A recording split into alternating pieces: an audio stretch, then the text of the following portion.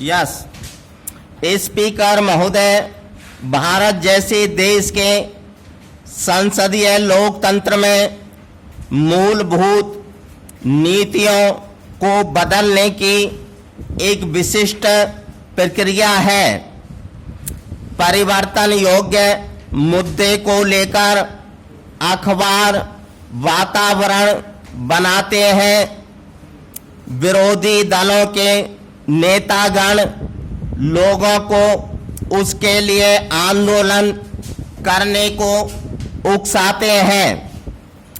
संसद में बहस होती है, तब जाकर कोई भी सरकार अपनी नीति पर पुनर्विचार करने का मानस बनाती है। जनमत के ये प्रत्यक्ष या परोक्ष दबाव कई बार परस्पर विरोधी भी होते हैं, क्योंकि इनके पीछे विभिन्न वर्गों के सामूहिक हित होते हैं। इस प्रकार कुछ ऐसी शक्तियां भी होती हैं जो कभी सामने नहीं आती, लेकिन सत्तारूढ़ दल को अपने प्रभाव में रखती हैं। इन सब पक्षों की लाभ हानि को ध्यान में रखते हुए सरकारें इस तरह नीतिगत परिवर्तन करती हैं, जिससे सभी को थोड़ी संतुष्टि मिल जाए और सरकारी दल को भी किसी तरह का नुकसान न पहुंचे।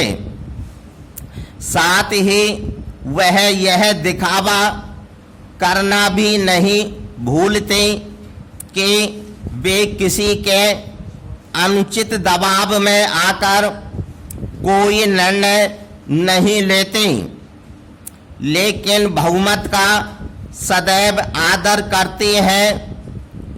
इसे सरकारी रीति नीति या व्यवस्था की व्यवस्था भी कहा जा सकता है। पैरा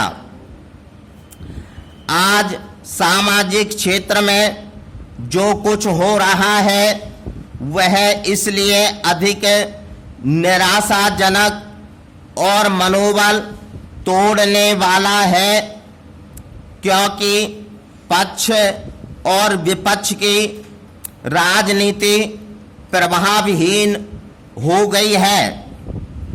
शासक वर्ग आज जितना दुराग्रही और आत्मतुष्ट हो गया है उतना पहले कभी नहीं था।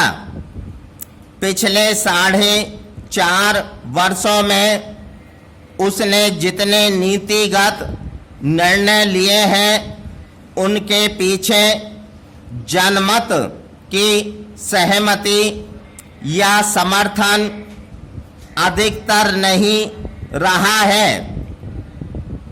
इसी प्रकार किसी भी प्रश्न पर प्रतिपक्ष एक होकर लोक भावना को सशक्त तरीके से मुखर नहीं कर पाया है। पैरा दोनों पक्षों के सामने एक सूत्री कार्यक्रम यही रहा है कि शासक दल सत्ता में किसी भी तरह बना रहे और प्रतिपक्षी दल किसी भी तरह उसे सत्याच्युत कर स्वयं कुर्सी पर चढ़ बैठे। सिद्धांतों को ताक पर रखकर कुर्सी का यह खेल इतनी नग्नता के साथ खेला जा रहा है कि आम लोग मोह भंग के इस असाधारण झटके को झेल नहीं पा रहे हैं। इस उलझन भरी कर्तव्य विमूढ़ता की स्थिति का लाभ अंतर्राष्ट्रीय संस्थाएं और एजेंसियां उठाने में तत्परता से लगी हैं।